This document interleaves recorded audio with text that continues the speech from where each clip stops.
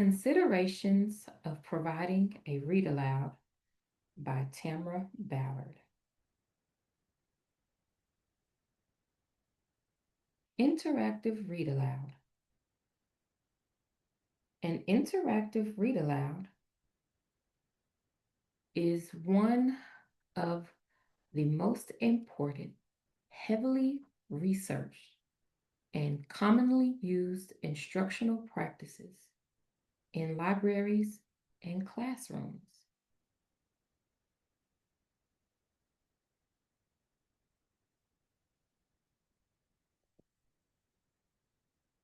In 1985, reading aloud to children was identified as the single most important activity for building the knowledge required for eventual success in reading.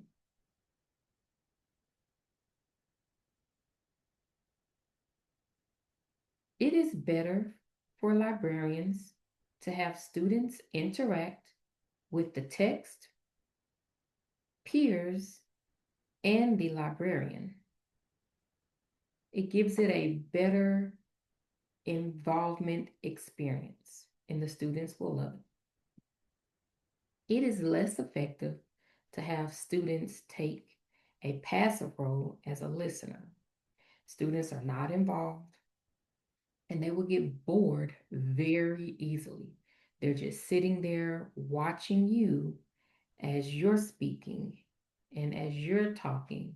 They're sitting there, but they're not involved. Therefore, are they really listening? Are you able to be productive? Is the read aloud productive when students just sit and listen? Dialogue. How the librarian delivers dialogue during a read aloud plays a key role and can enhance the educational impact of the experience. So, if a character is speaking, the protagonist, please change your voice, change your tone, go up a little bit, go down, be different, and not use your regular talking voice. It will give the students a more engaging and it'll be an effective read aloud in the library.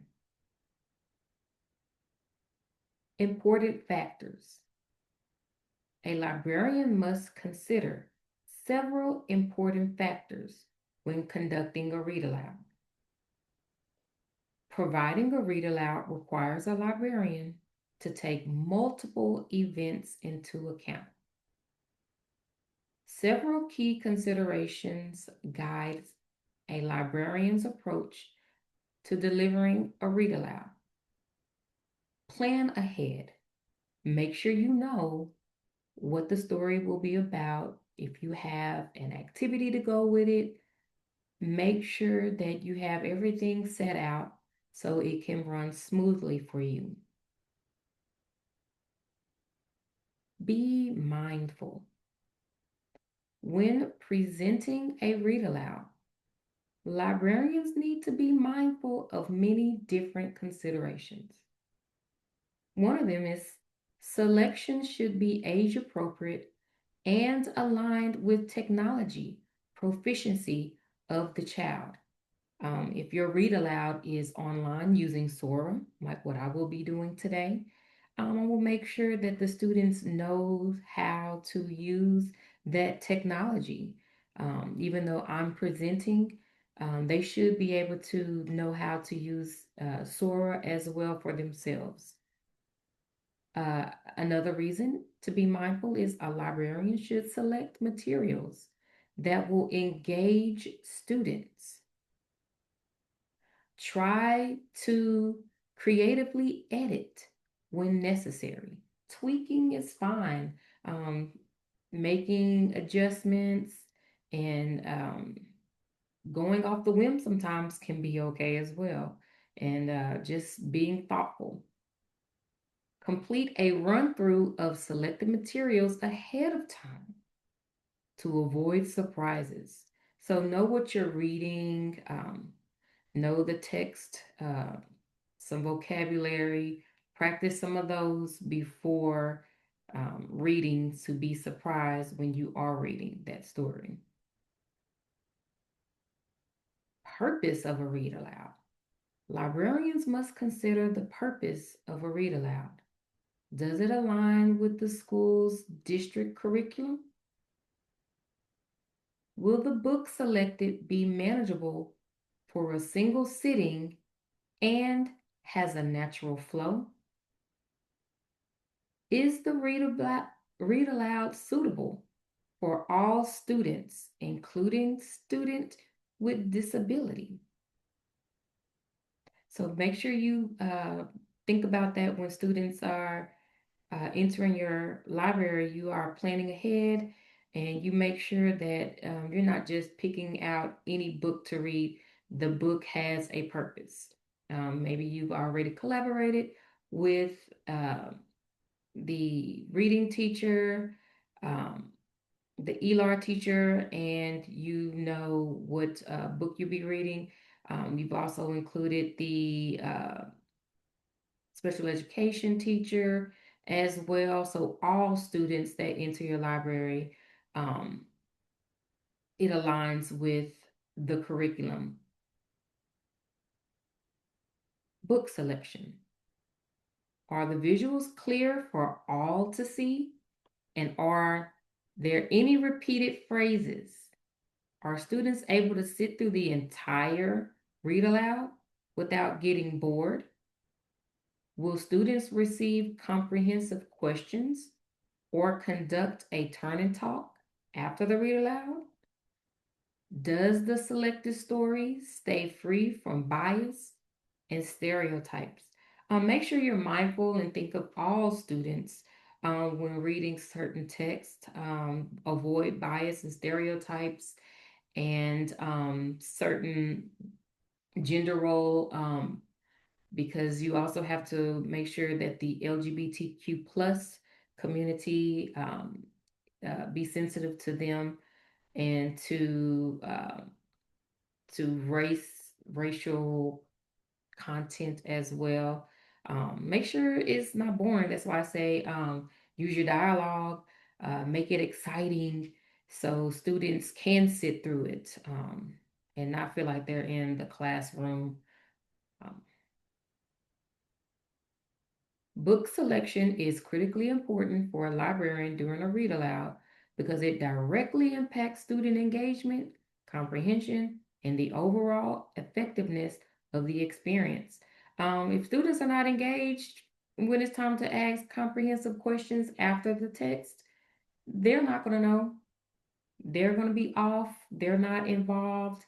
You're not going to have the best experience for or success of the students based on the poor book selection. So think about that before you do. The right book can support literacy skills such as vocabulary development, inferencing, and narrative structure, while also reinforcing classroom learning goals. Make sure, again, you go back to aligning it with the TEKS, aligning it with the curriculum, aligning it with uh, the classroom lessons from the teacher. So please be mindful of that. And when you do, that's when it's more engaging for students. Selecting diverse books allows students to see themselves reflected in stories and also learn about the experiences of others, fostering empathy and cultural awareness. Even though the character may not look like them, it could be a situation that they've been in. Um, the character could be aliens. The character may be an animal. So it may not be a boy or a girl. It may not be of different races. So make sure you take into consideration of that. If you're working at a school that's diverse, so make sure you have books selected for your audience. Selecting diverse books should align with the grade level's curriculum. So don't read a book to a kindergarten class that's above their uh, grade level to the point where they are not involved. This big words are too big for them. So think about that when you are selecting your books. The language should be rich but accessible with rhythm and repetition when appropriate, making it easier for listeners to follow and enjoy. So sometimes patterns, making it fun. Maybe you have, patting your legs when you're reading. So making it fun and engaging. Here are my references. The read aloud that I will be reading is called Welcome to Alien School by Carol Hart and Ed Eves.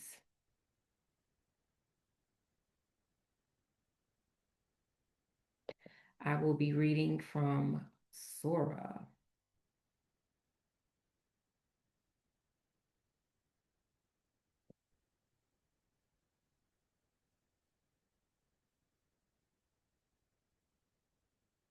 Red 5. Red 5. This is mission control. Get ready for countdown. 5, 4, 3, 2, 1. Blast off! It's great playing Space Explorers. I am just about to launch my new rocket when... Albie? Uh-oh. Time for school. Mom hands me my bag and we climb into the car. I just have time to buckle up when... Whoa! The car swooshes up into the air, through the clouds, and out onto space. Whoa! This is awesome, I guess. We cruise past planets and comets and stars, then swoop towards a strange spotty planet. Mom put the brakes on and we glide to the ground. There are spaceships everywhere. Mom opens the door and tells me to hop out. Have a good day, she says. Wait, I cry. At my school? But it's too late. Suddenly, an enormous shaggy alien appears. What's your name? It growls. I'm Albie. I tremble. Please don't eat me.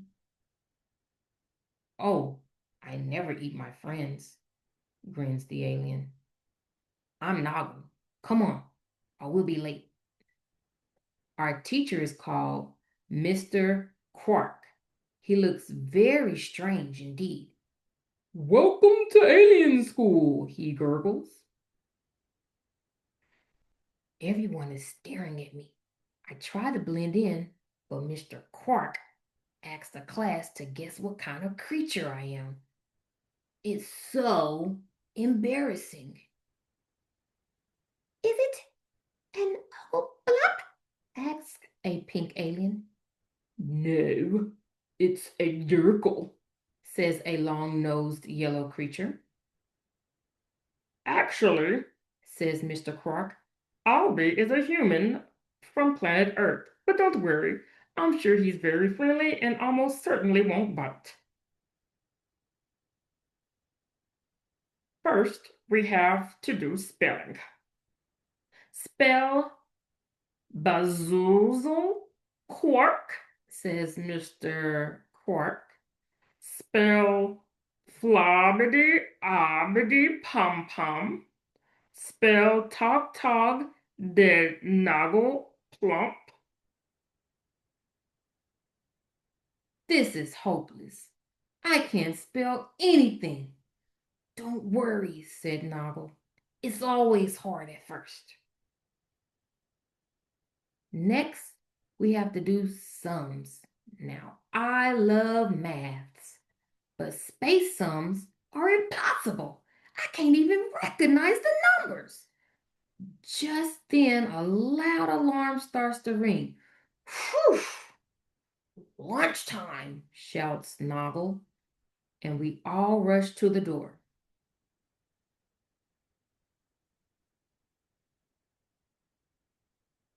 The canteen is packed with the strangest creatures I have ever seen.